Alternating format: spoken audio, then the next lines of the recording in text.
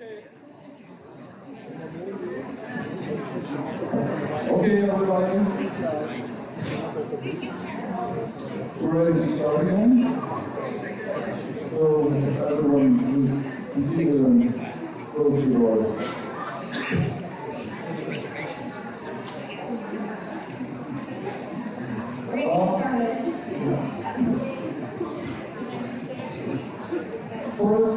For this second part of the panel debate, we're going to hone in more on the theoretical part.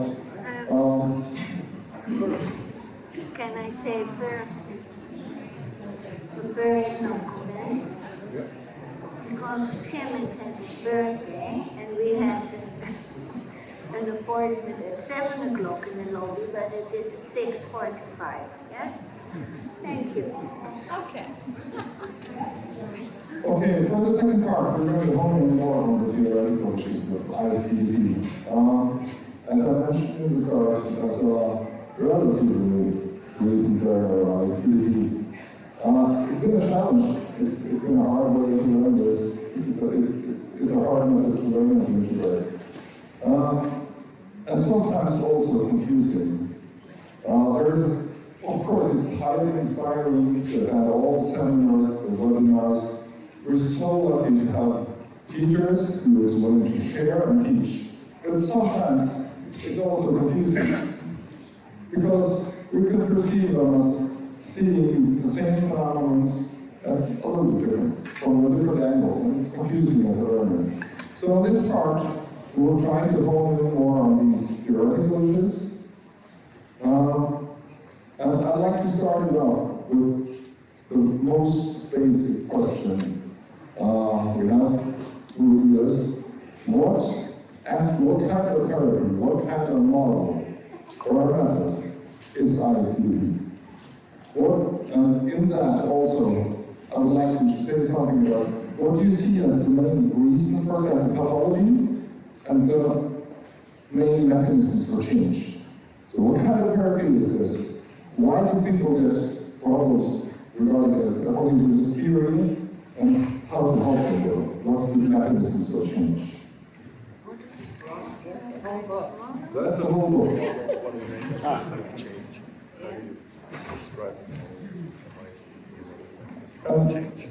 The reason why I think this is an important question is actually to figure out what are we trying to do. Because ISTDP is also a highly technical therapy, and sometimes we miss the goal outside. So what is this? What are we trying to achieve and why? Who wants to start? Go ahead. Well, Patricia jokingly said this is a book. Yeah, sure, we've written books on it, so we can wax eloquent on this one, I think. First of all, ISTDP is a combination of a dynamic form of psychotherapy, short-term, intensive, dynamic psychotherapy, with a heavy emphasis on emotional experiencing, diving into and unlocking the unconscious, growth, and I have no reason to disagree with this, that it's the experience of the patient's true feelings about the past in the present that is the healing factor. There was a big discussion in his group of peer researchers as whether psychotherapy is a non-specific or a specific process. And his feelings is a specific process, and if you could help the patient process the core feelings, that would be the factor of therapeutic change. The theories that we're developmental creatures, we have instincts and instinctual needs, and the environment is required to meet a certain amount of those instinctual needs. Primary needs for safety, security, and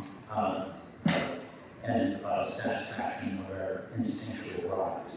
Within the context of a loving relationship, originally from our mother, and secondarily, equally important, from our father, there is an attachment to to each of those individuals.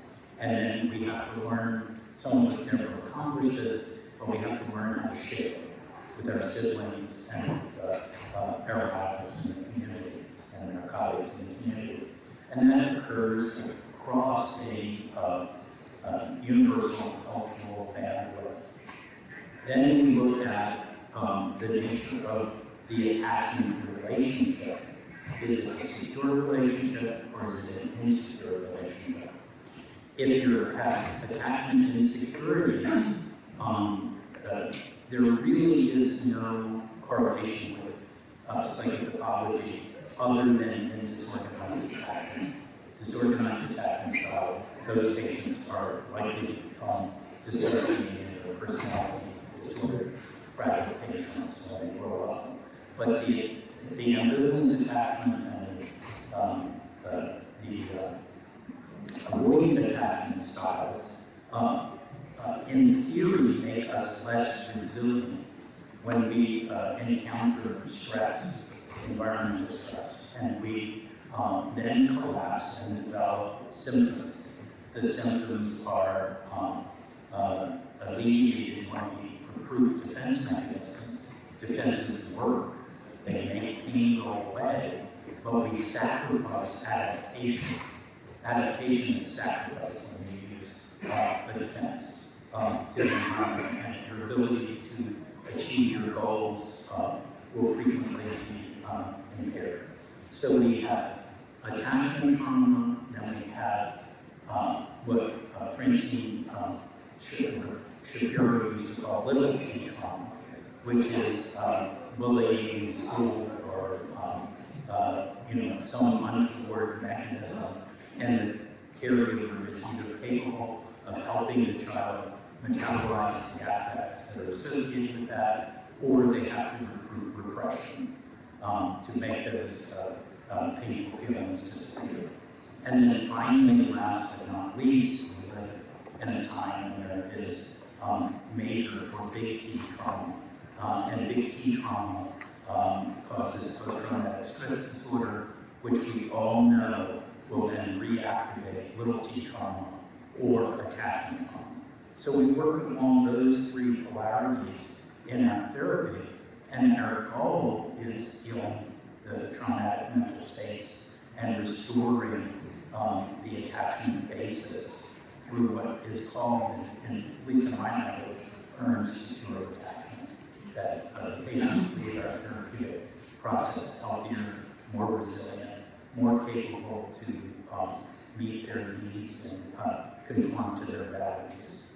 So a part of your view would be that in ISTDP we try to treat attachment styles to get more, and the goal is to reach a more secure attachment? We have to, and attachment styles, even though the attachment theorists don't use the word, are caused by defenses. An attachment style is what is the defense that child has been taught or to incorporate or to recruit. In other words, the most common one we see is the avoidant attachment, where the parent can't be burdened with the child's emotions. So the child has to use distractions to give themselves comfort. They can't use the attachment figure as a co-regulator of their affect. It's probably more common than anything we see. Stiff upper lip, kind of styles. But those are defenses that are incorporated in the child. So that would be sort of a link between the attachment styles and the defense work. Correct. Right. Exactly. Anyone else? My colleagues. Yeah.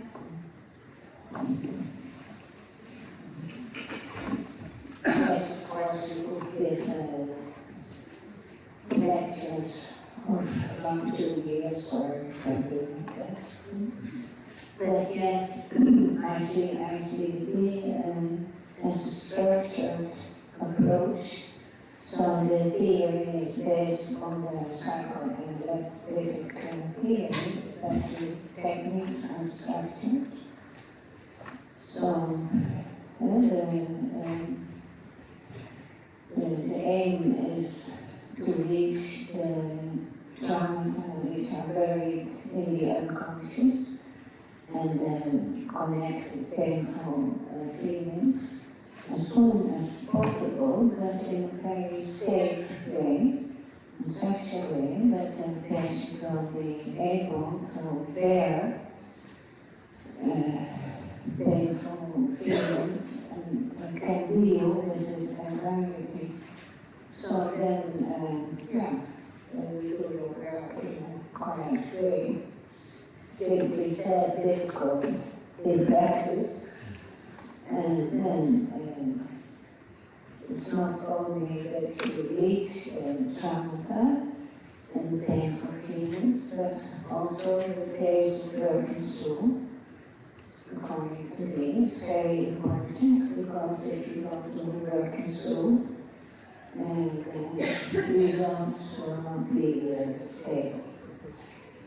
So, as I said before, I gave lectures for 2, 3, 4, 5, 6 years.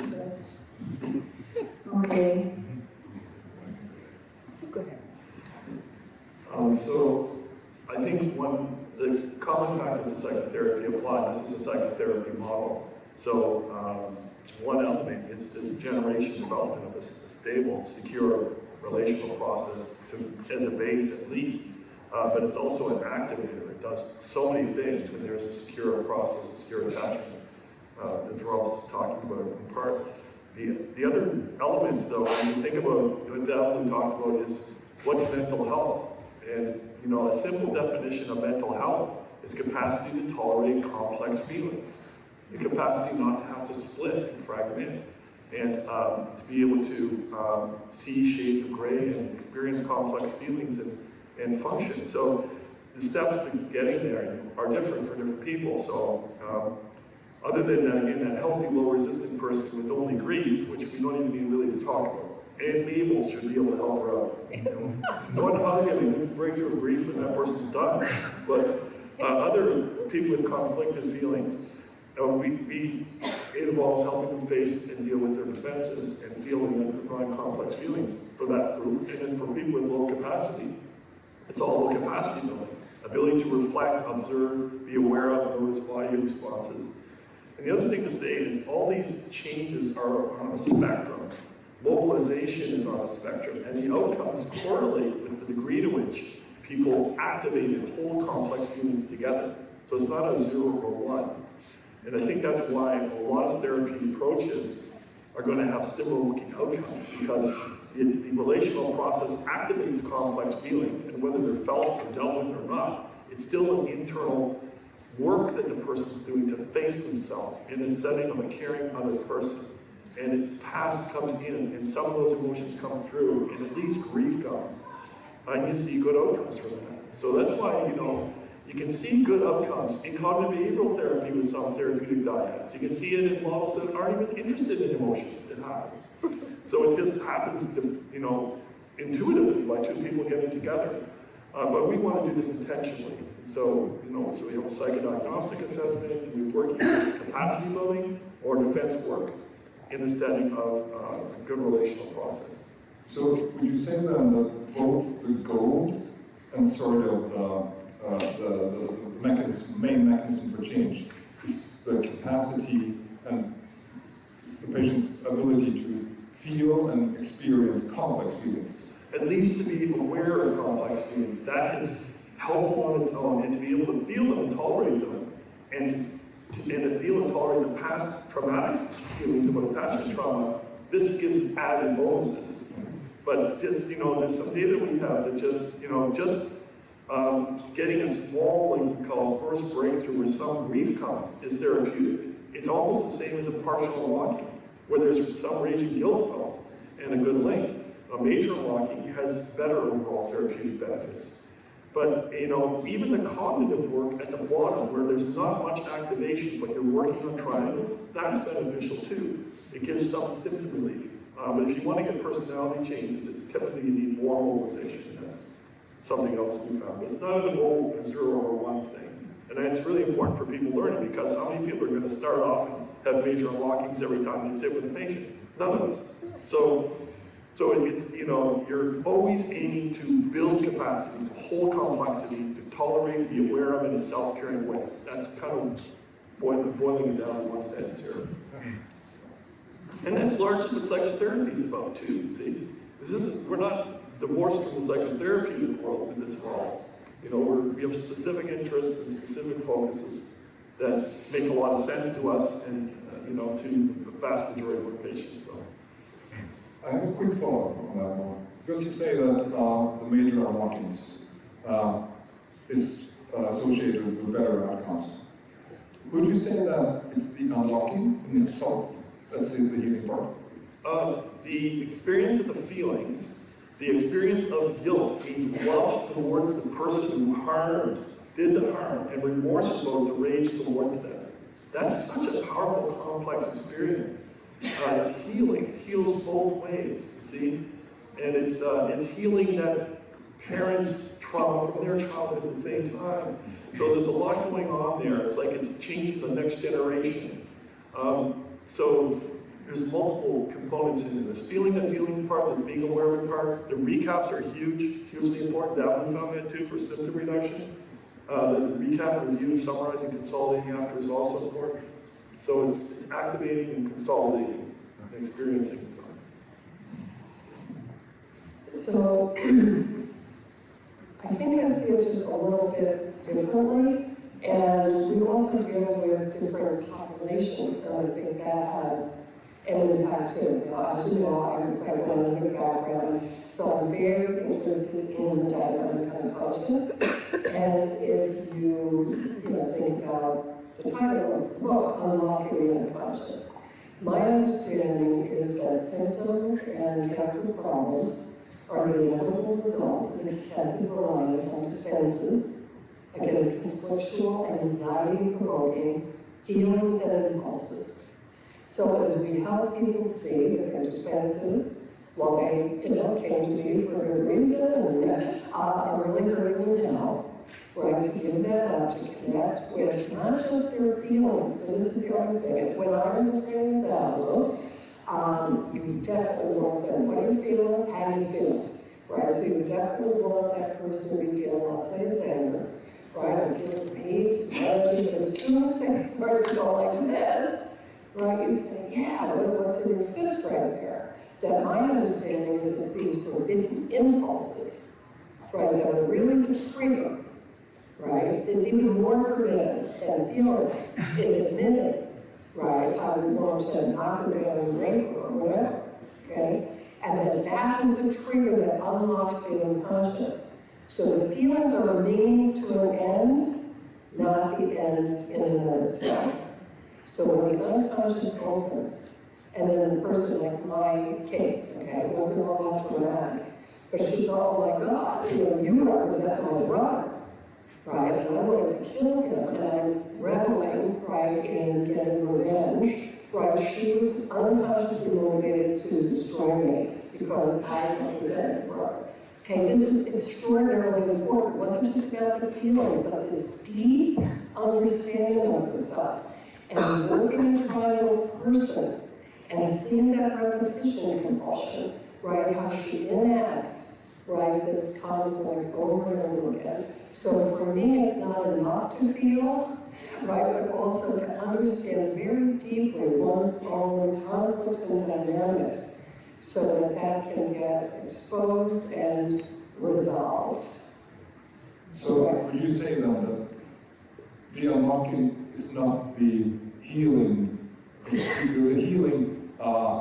episode, it's more what the unlocking brings that makes healing? Is it the experience of the unlocking itself, or is it what it actually opens up for us healing? What your view? Well, again, it's very complex, right? And there are multiple aspects to this, right? So actually having this experience, and again with another person, right, who's with you and isn't horrified or whatever, I mean, this is very healing in and of itself.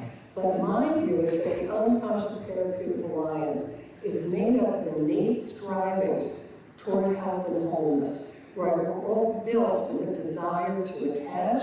We're all built with a desire to become who we really are, to be self-defined and self-directed. And so to suddenly have have that experience, right, of being a true self and understanding oneself. I have patients coming in, the Chinese immigrants, where her problem was, she says, there's something wrong with my heart. I can't love, I can't let anyone close. And why? She says, I'm a partner, he's been called him man, 25 years. But if he asks to marry me, I can't believe any of us can probably want to marry me. What that's ultimately. I mean, she said, what? She had no understanding of herself. Then the grief would come up, what is this about? What the hell is that about?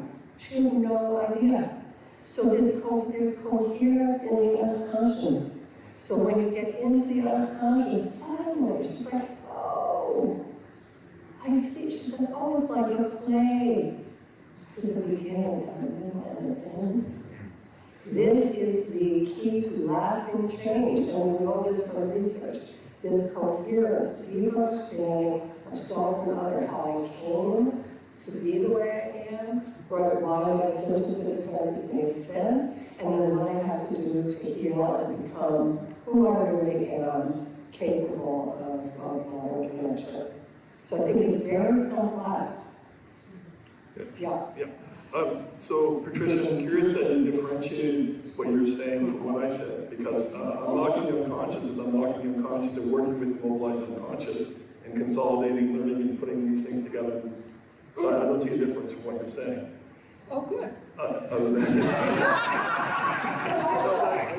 no, it's different. I think it's important to understand what do you think is different when I'm saying unlocking the unconscious and what you're describing is working with an unlocked unconscious.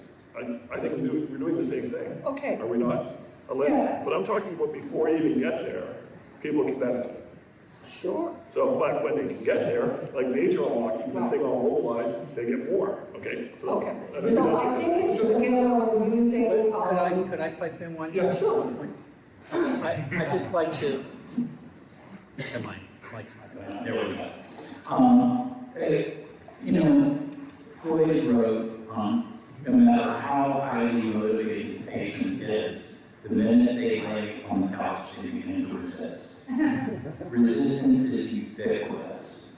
Okay, so the way I look at it is that the patient brings us a gift of resistance. That I don't get upset when patients are using their defenses or, putting me off with their defenses, whether it be the prickly hair or passive, or like Josette's patient yesterday who's just ignoring me, all internal experience. That's a gift. They're showing you what their habitual, either syndromic habit patterns are, and your job is to, create a situation where the patient can experience themselves beyond their resistance, that they don't have to keep recycling living Groundhog Day over and over again, and that they can break through the feelings that they otherwise would have avoided or warded off. So to me, the breakthrough is 100% crucial as far as effectiveness and dynamics of therapy. And why? Wait, can I just respond to Allan? I just want to clear that up. So I think sometimes we know and we use phrases like unlocking the unconscious or cumulative cerebral, and we know what we're talking about, but other people don't. So I heard you emphasizing that it's just important to feel the experience.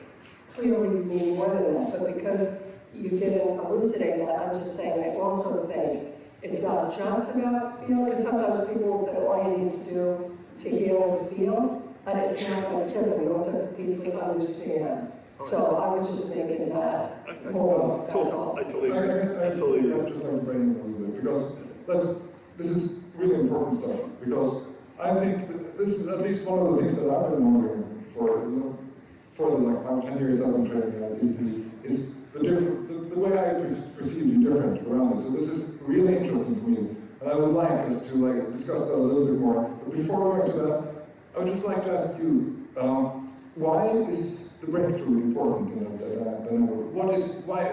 Because of the breakthrough itself, or what it reveals afterwards? Well, Or something more? Well, it's obviously both. I mean, you can't separate one from the other. You're opening up new areas of neural circuitry that a person has habituated to suppress, perhaps even channeled through the amygdala to create the anxiety reaction and then avoid. So that desensitization is actually occurring in front of your eyes. And all of us who work in ISTDP observe the change in energy in our patients.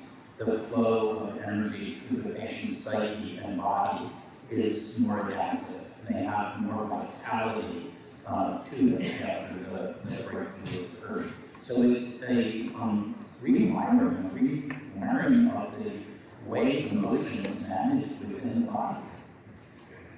I was just going to say, I mean, to get to the dynamic unconscious and do all that work, you have to mobilize something and get something happening. And to do that, you have to build capacity, understand the patient, and get at least to the ability to be aware of and hold some complexity together in order to start unlocking the unconscious. So that's the front end piece. And then all the rest of these things are critical if you can get there and ultimately go through that dynamic exploration. And again, you know, recapitulation, consolidation, all of that component is also extremely important. So would you say that in your words, removing the resistance, I mean, I don't think, you know, down in more recent years has talked about the technique of total removal of resistance, which means a major or extended unlocking of the unconscious. And where in the middle of the breakthrough, when the rage is coming, the image of you becomes the person in the past with a long passage of guilt. These kind of high degree of mobilizations is something that is really crushing the resistance. It's like, you know, it's like probably similar in some ways to what psychedelics can help do in some way. I won't go into it too much, but because I don't know it yet. But so removing the resistance, activating the resistance, overcoming the resistance, removing the resistance, passing the feelings, working on these things. So. Josette? Yeah, perhaps I have something to add.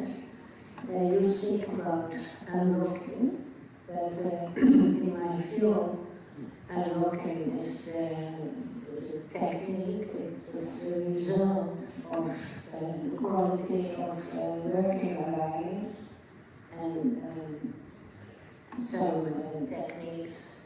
And then you have the unlocking, and then there is this fuel on the psychotrauma, the several psychotrauma. And what I hear here is, but perhaps it's my inadequate comprehension of the English language, I don't know. But all the time you are speaking about the importance of the experiencing of feelings and impulse. But don't forget that these impulse and feelings, guilt, grief, love, are triggered by what they have perceived. And in my field, many colleagues, they do, and they go for feeling and experiencing of feeling, and they forget what was the trigger. Oh, trigger, sure. And this is also the trauma. And this is also the working story, over and over again. And I feel very often the trigger, the influence of the trigger, the perception of the patient is underestimated. Could you say a little bit more about what you mean by trigger? What type of triggers are you Trigger, how did you perceive the person? How did you perceive the situation? How did you perceive verbally, non-verbally? This is often also in the team underestimated. What is the word? Trailer? Trigger. Trigger to the Trigger. Trigger to the college. Stimulus. Yeah. Yes. And this is really my criticism. Many people who have seen the patient I presented, the man who had to hang his head, and he's an archetype of patient for me. And he was in psychoanalysis for 20 years, and he was desperate, and was ISTDP was his last try at getting on. And he walked in with his head in submission, and I say to myself, 20 years of analysis? What he had to say after when he did his evaluation of treatment with me was that, well, some of the same themes that come up in psychoanalysis, but there was never any distinction made between the healthy part and the unhealthy part. That his defenses were never challenged and never disrupted, and his hanging his head was in submission because he believed that he was going to have his throat cut. His father was a kosher butcher, and he used to watch him cut the throats of animals.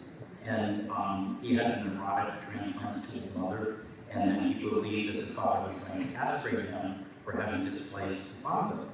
In 20 years of analysis, I think he should have had that reconstructed, you know?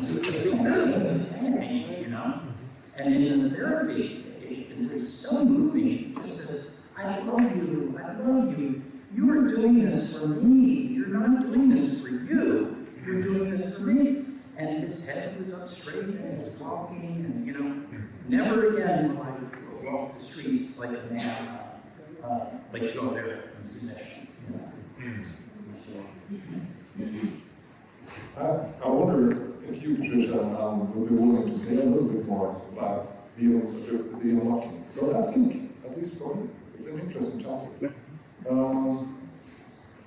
Because I'm not sure, I think the beauty of this debate is that we can like clarify the differences, because we have these different trainers we can learn from. And I wonder if at some level you do disagree, or if you actually agree on things. You're quite different persons and you work with different clients. So it would be really great to get it into the open. What you actually mean by working with the open conscious, or with the dynamic, remember the actual term you use, and what you say when you work with the open conscious. Could you say a little bit more so it can get to be clearer for us what you actually mean?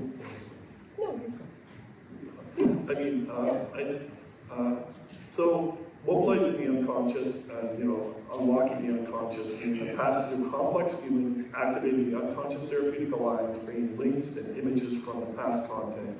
The system is open, you can look into it. The alliance will take you to key areas of trauma, help them to experience those feelings with the open unconscious, with some recapping in between, and move to another one, and move to another one, and move to another one, in an open unconscious.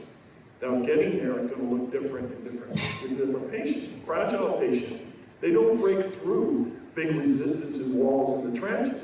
They break through repression. The mute feeling pass through, and then the unconscious is open. So you're not building a character problem that you have to break through. You're building the ability to reflect, and that allows the feelings to rise up. Then the unconscious opens, and the process is similar. After that, and the recapping is hugely important. So further working with the mobilized unconscious, which I didn't say much about that, because again, if I'm talking to people that are training, they have to first be able to mobilize the unconscious to even talk about that. Otherwise, there's a bunch of cognition about the past. That doesn't necessarily do much for people. It helps some. So I emphasize that, in training. But I think some people interpret that as that I'm only interested in breakthroughs, which I'm not. I mean, that's when you're opening unconscious, the past, it's all there to mobilize and work with, and go through and review. And I personally think it would be nearly no different than when your unconscious open.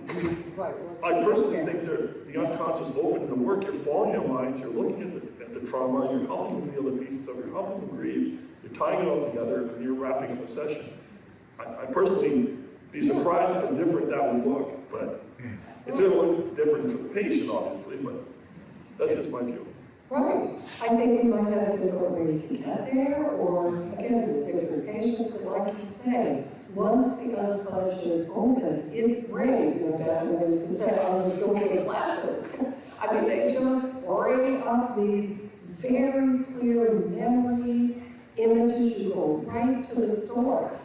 So the past is present, where it can be reworked and resolved. And again, to me, the source of the problems in the unconscious. People have unconscious reasons why they have this anxiety or whatever. Right, we end up discovering, right, the unconscious reason, and then that's also the seat of deep healing, right? And that's where that innate capacity to heal and to integrate and become how human it is.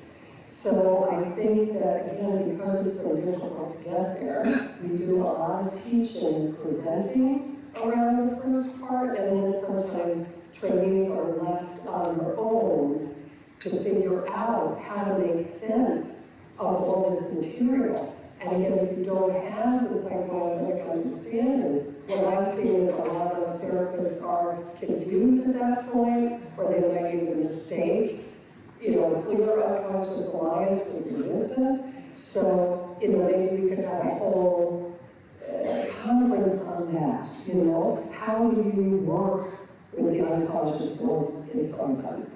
Right, and that's really why I wrote the book on working through, because I think mostly it's all about getting there, and then people don't really know what to do once you're in there, right, to facilitate healing and resolution. So maybe that's part of that. Yeah. I mean, I think that both aspects of training are important.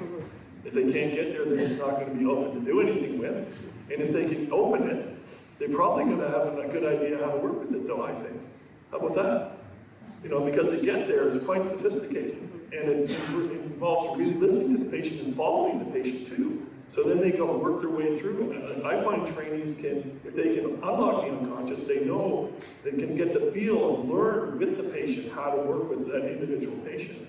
So the other aspect is training programs don't involve just showing how to unlock the system and then shut it down. I mean, it's more than that. So courses we've been doing with San Diego, for example, and showing whole sessions and 20 sessions treatment courses.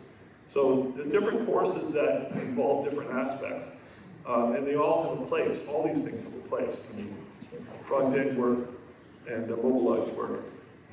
So, I never had any psychoanalytic training myself at all. I was very much interested in all those things, and I studied them and stuff. But I was able to follow the patient around, even as a family doc. I think you're amazing. Well, not everybody's like you. Some people, I mean, that's extraordinary, I think. If someone could sit and tolerate and be with the person unlocking the unconscious, they're going to be able to find their way. And again, every patient's different. When they're open, it's all different anyway. You can't sort of teach and then they know how to work with everyone. They have to follow each one. Mm-hmm. But anyway, that's it's an individual thing, though. I think some people can benefit more, perhaps, from the afterpiece in the learning. And some people can't. I think I understood dynamics. I think most people do, but I don't know if they really don't understand psychodynamics. They're going to have a hard time sitting with the patient and thinking unconscious, conscious, feeling anxiety defense. They're going to have trouble doing the front end. Right. But if you teach the front end, then anyway. Patricia, I really appreciate you going into this. I think it's important learning for us who students of you and try to learn from you, and we really appreciate each of your work. Huge contributions to the field, and it's a gift for us to have this out in the open. Thank you. Yeah. I'm wondering if Josette had anything to add on this question.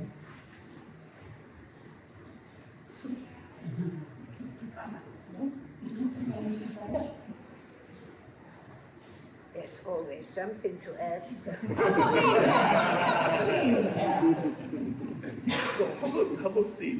How about the magnitude of defense work and how much you relatively would prioritize defense, beating down and dealing with defense on the front? That might be something that looks different for different patients and different of us. I don't know. Maybe you teach that more than I do. I don't know. Could you repeat that now? Well, just the different ways of handling the resistance up front and tackling and targeting with precision. Yeah, but it depends. I always see the broken longings. And the broken longings are my lead. Where a patient has is more fragile, or whether a patient is more strong, or doesn't matter. They are my lead. And then I know when to tackle bomb or play bulldogs or we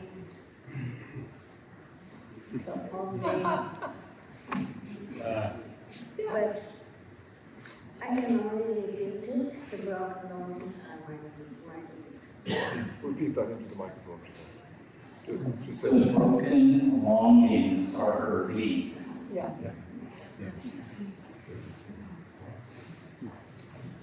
And what about patients for us?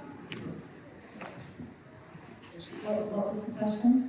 What about patient capacity in the situation that, as you said about broken needs, longings that you need.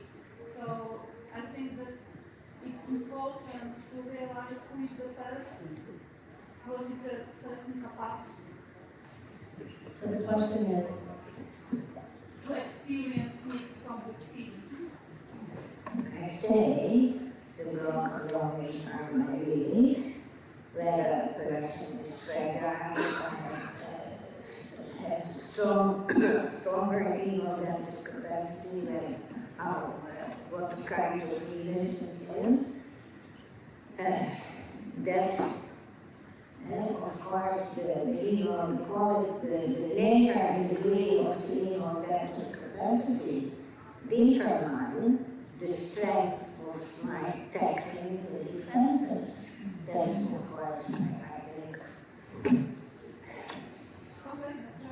Well, yeah. I'm glad you got the time. Josette, thank you. May I bring a microphone? The audience is asserting itself. I know. Raise your hand. And there's someone over here also. So it's a question to Robert. So it's about the attachment, and I was wondering if there is some kind of correspondence between the styles of attachment and the systems of resistance. So, for example, the avoidance style being correlated with the highly resistant group, the anxious type being correlated with the depression group, and the disorganized with the suicidal. That's a very good question.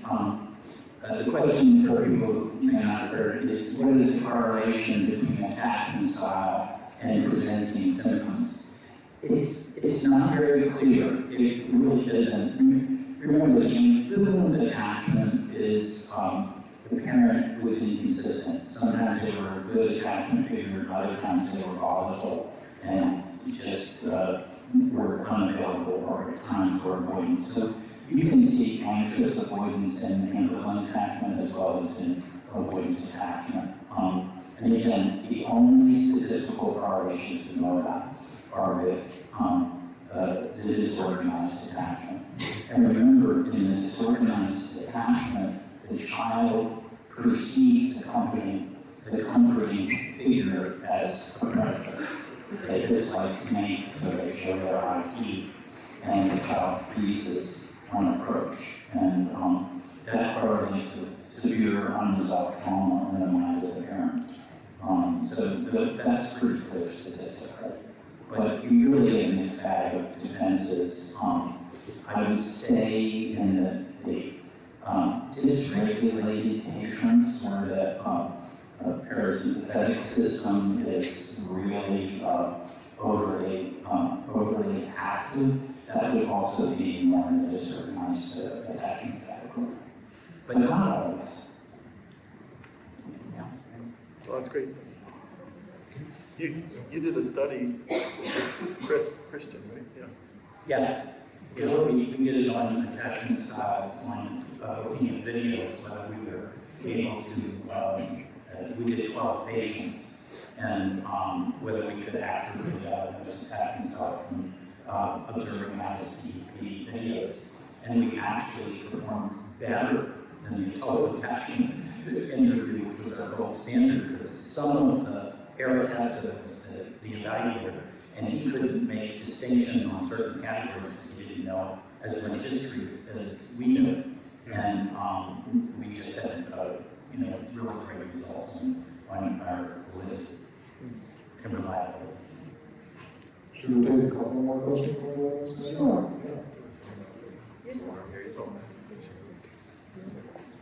Oh, there she is. Matt is going to help me do this question because this is the greatest 3-day party I've ever been to. I lost my voice last night.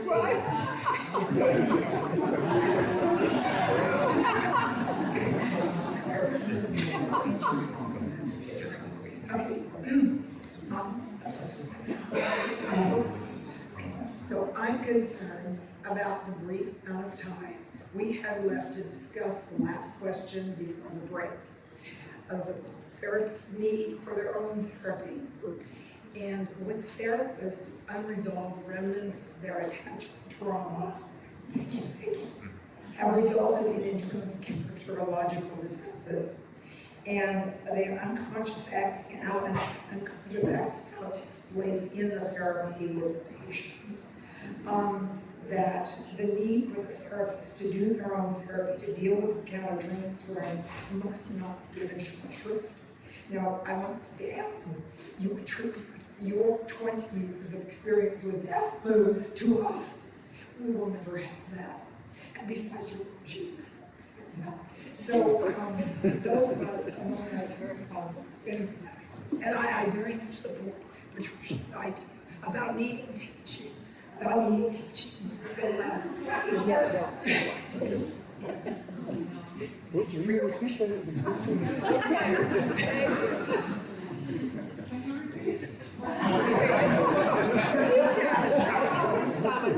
a sadist in the group. She said repeat. The comment was associated with acting out on the therapist's part in light of their own deficits and attachment injuries, and the importance of not underestimating our own need for our own therapy when those things are occurring. I think there's another question over here. Allan, do you want to? I was going to say, because I'm the one that said it wasn't mandated or necessary. And I just absolutely in place for it. I think there's situations where as a supervisor you say, you really having a lot of difficulty here. You think you need to get some help yourself around this. There's a place for this. So I totally agree. Yeah. Now, it's possible people come to supervision and they're not bringing the cases where they're having huge troubles. Like they're hiding the problems. If that's a case, that's a problem. Really, we're all always learning. All of us are always learning. So we want to look at the most difficult situations we have, or self-review, peer review, whatever it is. So hopefully people bring their most challenging situations up. And most of the time, I think people do. I'm wondering what's your thoughts on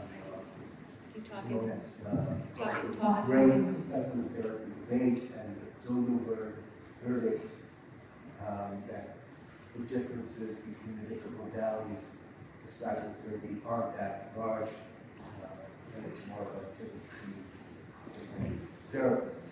And thinking of this kind of therapy in relation to others, does it have any impact on you to accept it, and what's your reaction to those findings? The whole question of there's a myth, every modality has its own myth, and that's what's important. Okay, so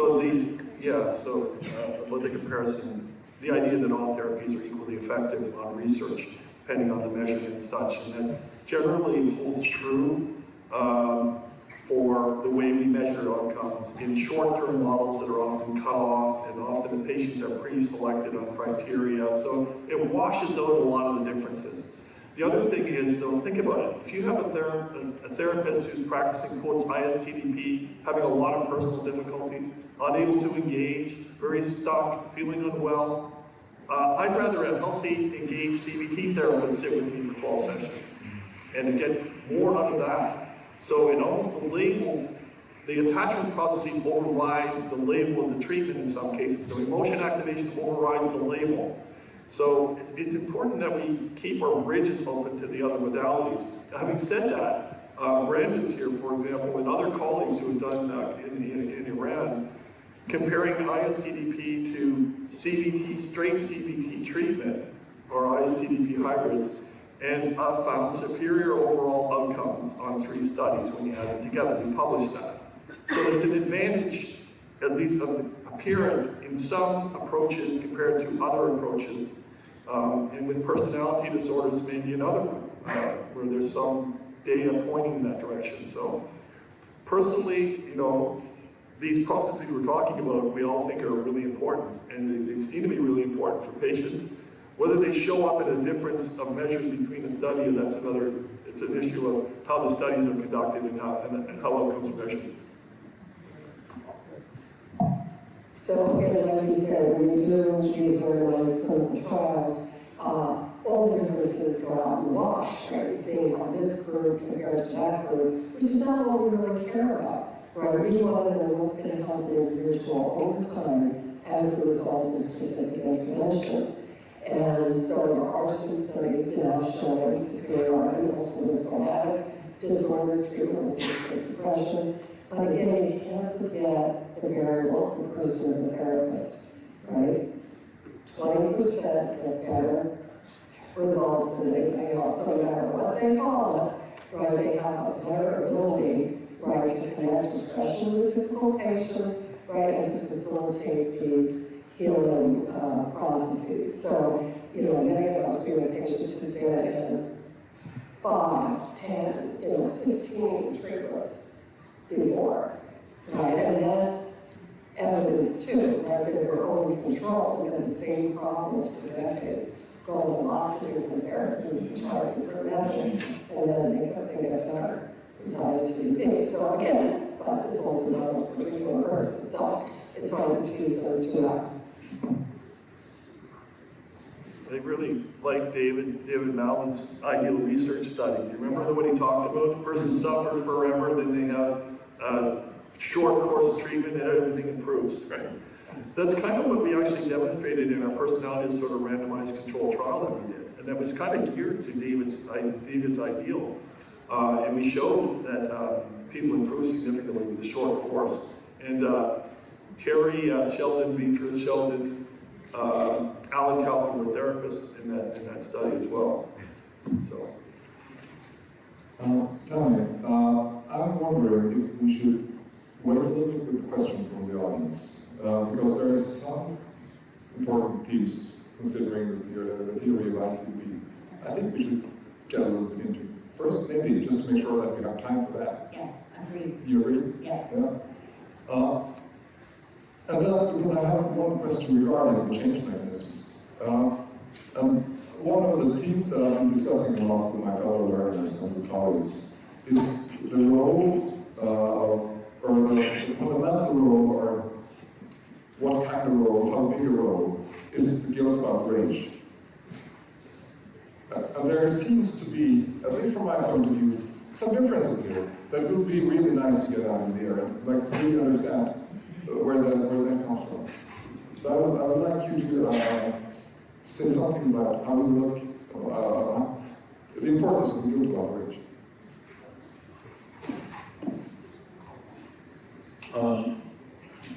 From the dynamic perspective, it's quintessential. Experiencing rage in therapy, we have a primal screaming icon on the view, primal screaming therapy. That's Abbass. But that's catharsis in a lot of senses, But the feeling of unconscious guilt, when it becomes conscious, then the patient can relinquish compulsive self-punishment. That compulsive self-punishment goes out the window once the feeling of guilt is acknowledged. Guilt's natural,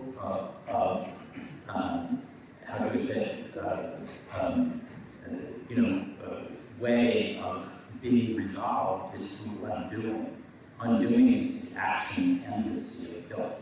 So, asking for forgiveness, doing acts of contrition, doing positive work towards others, it means everything. And, I think it's crucial. That's what the unconscious is the repository of repressed guilt, and the need for self-abuse or self-punishment. To my point. But that's the key phrase, self-abuse and self-punishment. Right, so not all of our patients are self-abusing. And so if you read Davender's classic paper on clinical manifestations of suicidal pathology, it's a pretty troubled group. I mean, they actively abuse themselves, they invite others to use and abuse them, get fired from jobs, have strong relationships. So again, if you have a patient who's pretty well put together, they might have a core conflict around, competition, things like this. I mean, the deep guilt is not always there. It's not always the driver of every case, right? It is when you get the more, again, destructive people, right? So you have to have evidence, right, that there's a self-destructive process that's being driven, right, by unconscious guilt. But I've got, any number of cases where people got completely better and they never experienced guilt or rage. Yeah. I'm just going to add something because I agree with the colleagues here. But one is the use of an emphasis on the awareness of guilt about rage in people who tend to split and fragment is super useful as an integrator and as a builder of anxiety tolerance. That they're a caring person even though they have rage. They're aware they want to repair. Even if it's cognitive, helps build anxiety tolerance. So that's an added emphasis on guilt in the therapeutic capacity building piece. In this respect, I also think it's important to help the patients to differentiate between unhealthy guilt and healthy guilt. Right. Which is often fuels, and if you don't separate it, if the patient doesn't see the difference, then you're stuck. You're nodding. You're all nodding. Right. I mean, you could have people who are carrying the guilt of the perpetrator. Okay, I mean, so you have to be able to distinguish, right, what's theirs, their guilt about their own retaliatory rage versus them taking on the guilt of the other, which, you can see in a number of cases. I had the opportunity to treat this lovely patient from Oxford who was referred by his specialty physician for medical and symptoms of somatic pain. And he went through the breakthrough process with me and went very well. And then he was just amazed to find out that you could actually, in your imagination, picture yourself killing another person.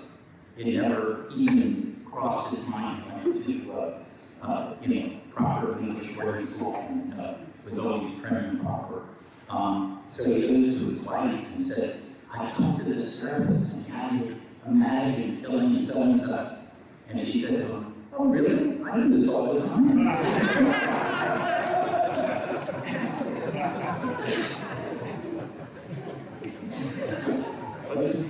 I was just going to add one more piece about this, is that what's the message to the self when a person feels guilt or at least recognizes it and feels some of it?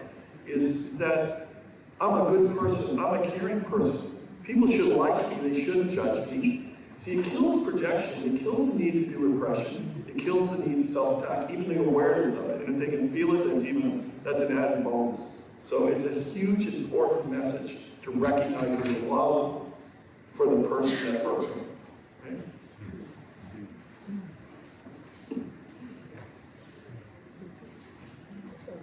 Should we take a question on this? Do you want to take a question? Let's take a question. This is a good topic. It's important.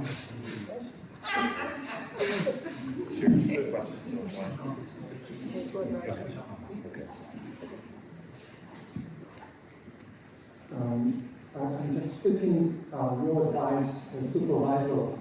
I'm coming to this beautiful conference and I see beautiful places that teaches me a lot. On the other hand, I remember one of my first patients was a borderline violent patient, and I did a mistake, and she attacked me physically in the room. But I've learned a lot from the mistake I've done. So what would you advise to bring to supervision? More mistakes, or just the good cases? Where do you see the accumulative learning of your supervisees, from those who bring those mistakes or from those who bring the brilliant cases? Great question. Supervisees always make mistakes.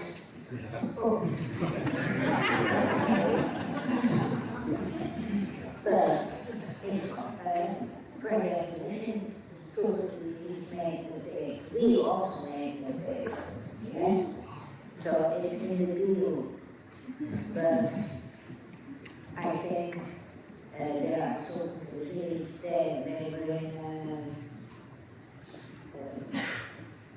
how do we call this? Severe mistakes. Okay? And then I ask supervision, perhaps next time you bring a client and you are happy with the work you did. They're all business. But then you learn more. Because if those are these severe mistakes, it's very difficult to progress. I think because severe mistakes are also often with severe patients. And so in the learning process, it might be more helpful not only to bring severe patients, but patients who are more on the left of the development spectrum. And of course, regular patients are the most easy ones, I think.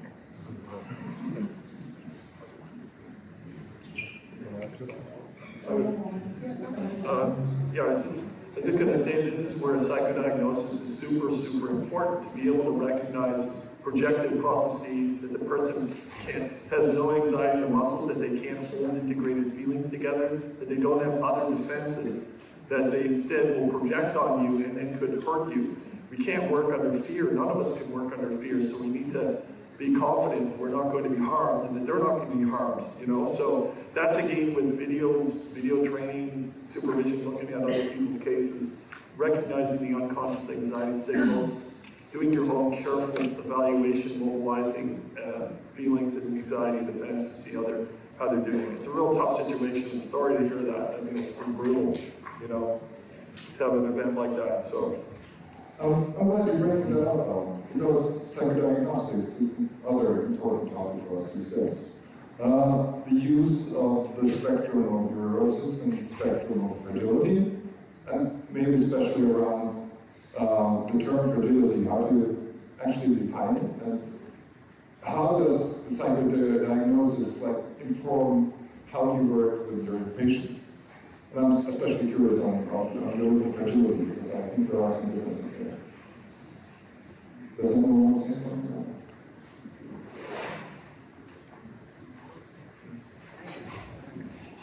You know, by definition, the patient who has ego fragility is the observing ego is impaired and cannot observe the corners of a triangle of conflict accurately.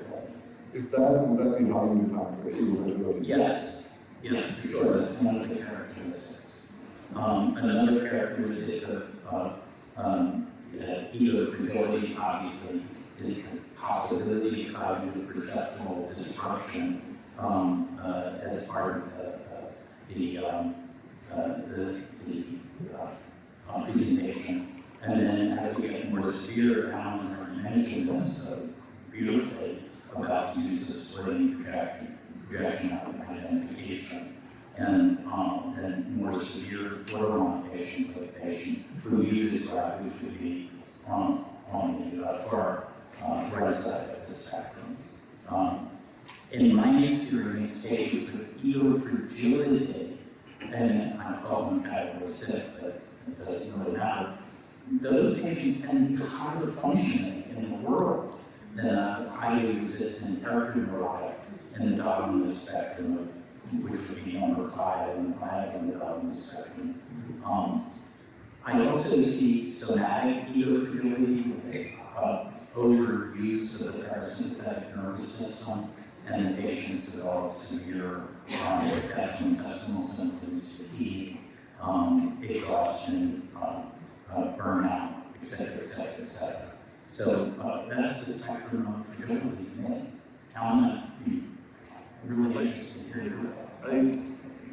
The first part about the differentiating the triangle, the corners of the triangle, I agree with all that. They can't differentiate, that's true. I think some super resistant patients have major trouble with that too, but I think of it as just that you hit a threshold level at some point where they can't tense up and reflect anymore. It's either going in their stomach or mental confusion or in projected processes.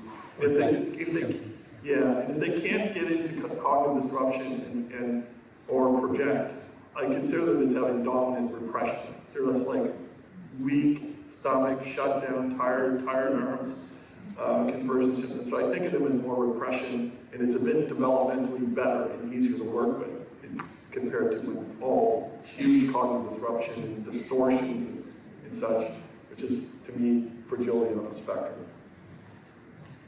But to see that, you have to activate the system enough to find it. That's the other thing. Sometimes, intuitively, we work below the thresholds, and we work very gradually and carefully, and we don't see that they're losing their vision if you go any faster. We don't see that they're all of a sudden they're scared of you because you don't go high enough fast enough. So a lot of times we intuitively kind of skirt the threshold, we stay underneath it, and that's fine. It's good to know if there is a threshold, though. I think it's better to know it, Can I just ask a question to Josette and Robert? Do I remember correctly that in your book you say that you don't see the spectrum of fragility as an important spectrum by itself? It goes by the ego capacity, just by, you don't need that spectrum by itself, you can just observe the ego capacity, you are right. Do you want to answer that, Josette? Oh, he was asking us in our book about whether we observe the spectrum of fragility or not. A separate. Mastering short-term and secondary. It's a book you and I wrote a while ago. So, definitely makes this spectrum of fragility and then in 3 degrees. Yeah? To me, many patients who are on the extreme right of the spectrum of structural analysis also are on the first of the fragile spectrum. That's my experience. You're too? I would call them fragile. But 100%, they have a ton of character defense, they can do it, but then as soon as you interrupt some of it going up, they get all confused, blurred vision, and then they disorganize. But they can definitely defend it, and then intuitively, you can work on those character defenses and never see the confusion, never see the projective process, you just work in a gradual way, and it works great. So almost in a way, it doesn't matter if it's there or not. But, they're all projecting also. oh, okay, so if they're projecting. They are also projecting. Okay. As you mean the highly resistant patients or the fragile? Yeah, both. Okay. So, yeah. Josette said either they are projecting. Both. Both. Yeah. It may be different in what we mean by projecting, though I'm not sure. I'm not sure if there is. I'm thinking they're afraid of me and they think I'm angry at them. Projection, big They projection. are not afraid of you, they are afraid of their feelings, but... Projecting on you, they're afraid that you have those feelings. Is that what you mean? Yeah? Do you mean it that way, when you're saying projection? And they have projection, they are not in contact with reality, and they are in contact with water, of course. But also, people, in my experience, with extreme right of the spectrum interactions, which you define, Devenol defines on the fragile spectrum, the first part. Yeah, I wouldn't do that. Okay. I would also put it on the spectrum of spectrum of me myself. Okay. I know what you mean with it, but Operationally, you have to handle this. Yeah. I think that's, yeah. Thank you for listening. Patricia, would you like to say something about fragility about the spectrum? How you use the spectrum? I'm getting tired. You know, I like this original spectrum of psychopathology because it's more complex. I think a lot of us can have what I would call pockets of fragility, right? That you can have a certain moment or incident like, ooh, you know, you go along dizzy, what would you just say? It doesn't mean that I have a fragile character or ego structure. So I think you never want to use one data point to diagnose someone. It's how quickly they come back, do they say, oh my God, I just like, woo, got dizzy, yeah, what happened right before that? So I think you want to take lots and lots of data into consideration of how this whole person is put together, and it wouldn't land them fragile just because they get dizzy in a particular situation. Yeah. Yeah. There is a question back here. Is it related to this topic, directly related to the topic of fragility or spectrum? Of course. He's been asking. Yeah. Right? Yeah. Hold on now.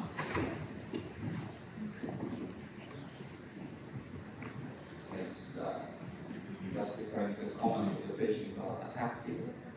As an attack you, as a psychiatrist, yes, always sit by the exit, never by the window.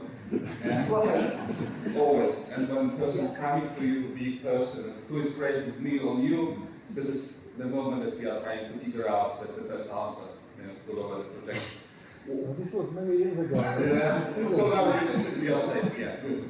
So I don't know if you are watching each other tapes. We got this privilege that we are looking at your tapes. We study and what was so visible here that those different modalities, when we are putting them together, we are like speaking different words, different labels about mostly the same. Yeah? And once we are using those modalities, like use the purpose of fragility, yeah? With ego adaptive capacities, like a movie, like a film, it's not a static state.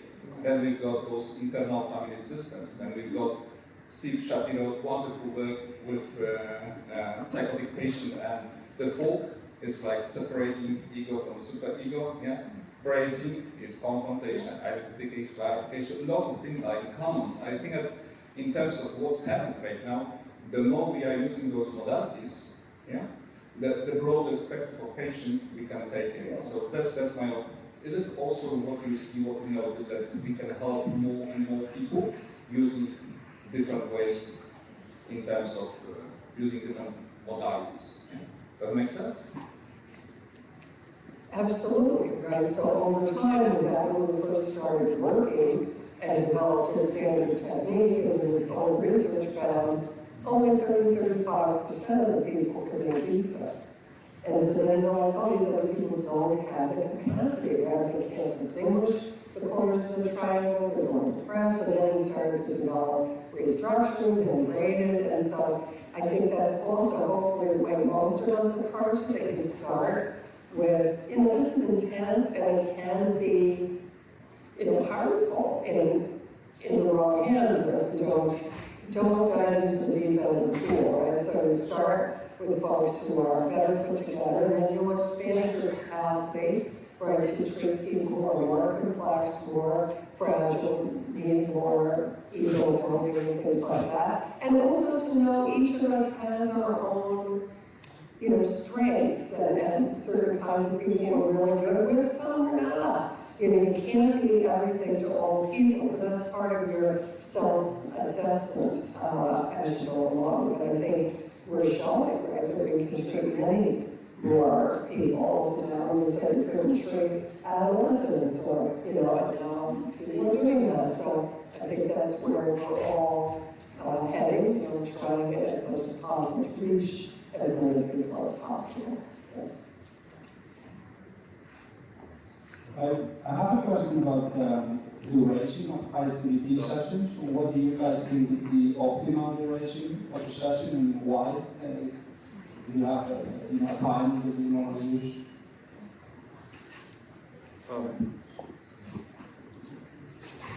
I was going to respond to that last thing, the last point, and then I can say some of that. So what was about with the more severely ill the patient, in general, the longer the treatment is going to be, but you can make a lot of gains in 20 sessions, even with a severely ill patient, as long as you keep an eye on the response determination as a strength building, experiment exercise for them. So that's what we have to do in our service, our public service. We have 20 session time limit with these patients I showed the other day. They're having pseudo-seizures, going unconscious, attacking people in an unconscious state, and they can make a lot of gains in 20 sessions. The capacity improves. For durations of sessions, so if you have the luxury of it, longer sessions for fragile patients at the beginning, like 90-minute sessions, is probably better than 60. It gives you and the patient time to mobilize and do a lot of recapping, wrap it up.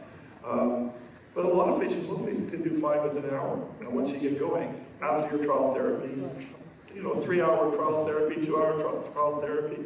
That was original cases. We were all day Monday sitting there, 8:30 till 5 o'clock with the trial therapy.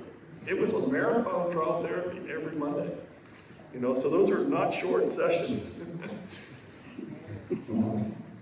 But that is important because the trial therapy is an integral part of the treatment itself. It's designed that way. And so if you're trying to do ISTDP and you're only seeing a person for an hour or 90 minutes for the first session, it's going to really stretch out the process. So I urge you to really do a trial therapy and to facilitate a therapeutic experience in that first session and really to do a thorough assessment of capacity. The psychodynamic sequence is testing out all these different capacities.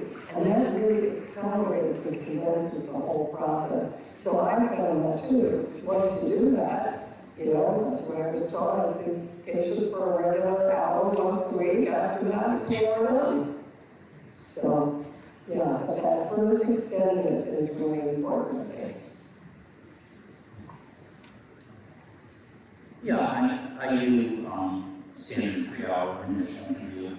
I see patients who come from far away and will do block therapy of extended 3-hour sessions throughout the week, and that's a very good modality.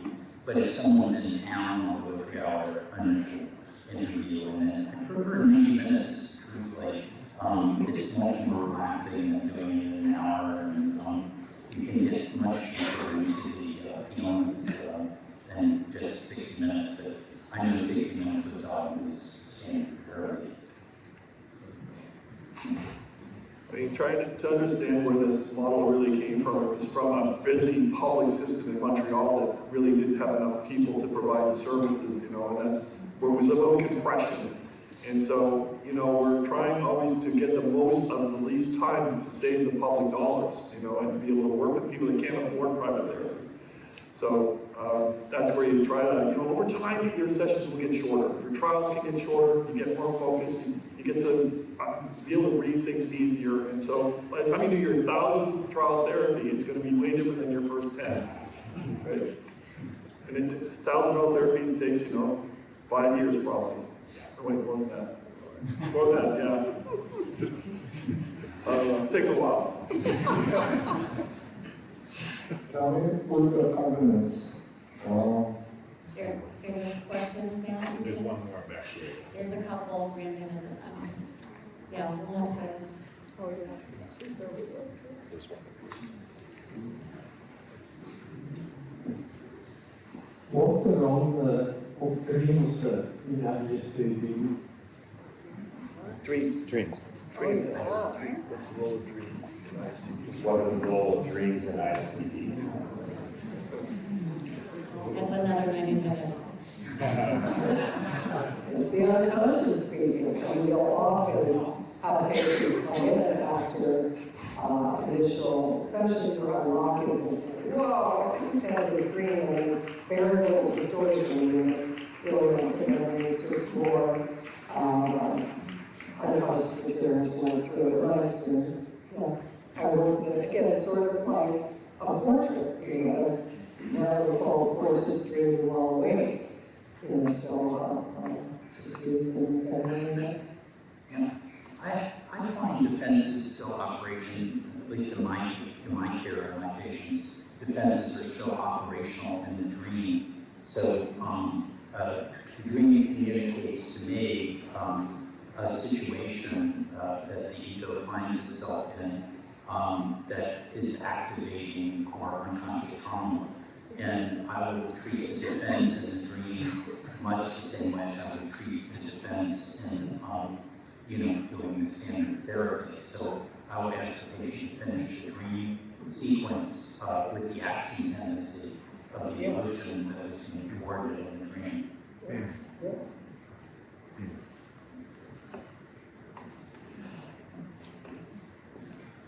Often after having unlocked the unconscious and having access to the buried trauma, I always go back again to the dreams the patient told me and I show them the connection with humans.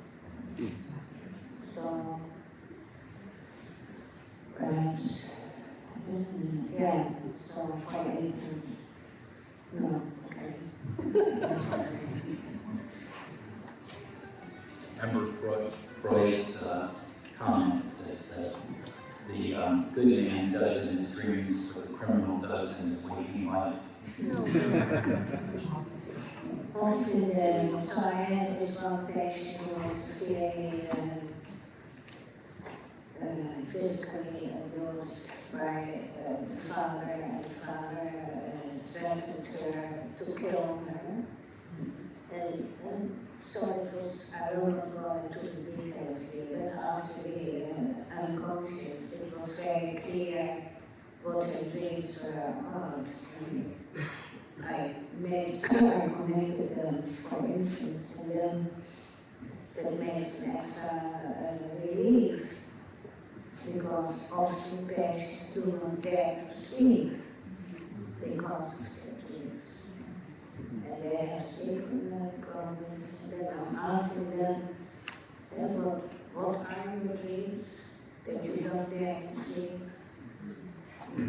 You always can find a connection after having unlocked and having access to the original trauma.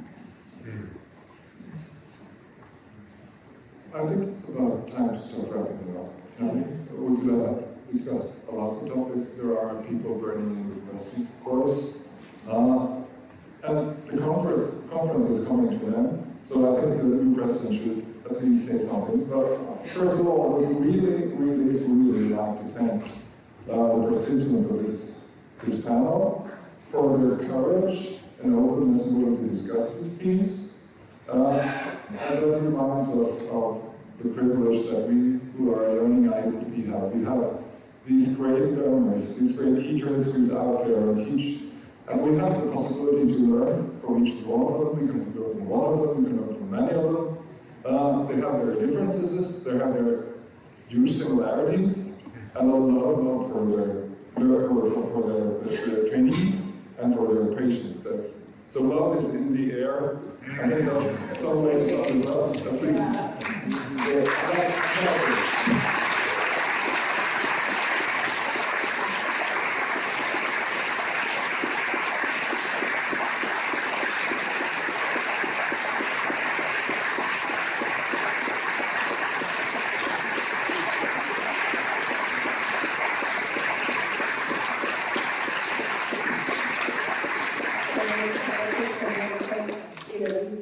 thanks, you know, for coming here and talking. I just want to thank you for having this panel. I've been running this for years, if not decades, because we each are working separately. We train so many people, you know, to hear people trainings. Oh, Allan says this, Rob says that. But, you know, we don't get a chance to talk directly so much about what we're doing, why we're doing it. So I really appreciate all of you being here and this chance to speak openly. And I'm just more and more impressed with how similar our basic ideas are, and of course we're different people, but it's really wonderful, and I think you all put it together.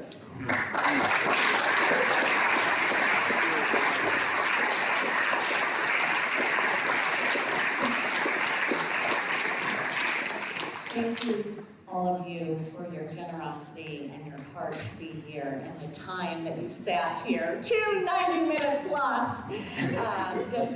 We just really appreciate, yes, it's like a trial therapy. Just really appreciate your heart and your willingness to be here. And it really speaks to the spirit of this intention that we had for today about bringing people together in a real spirit of collaboration and unity, and being able to deeply listen and deeply respect and hear from each other. So that is really my heart in the next 2 years, to have the privilege and honor to be the president of this beautiful community that is so near and dear to my heart.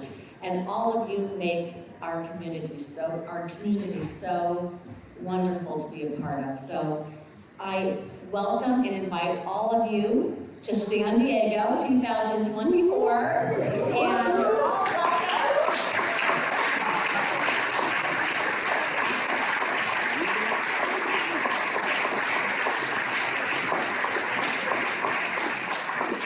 And we just want to say thank you all for your presence. This was such a beautiful, heart-opening, heartwarming, beautiful, energetic 3-day conference that I will always treasure and carry with me.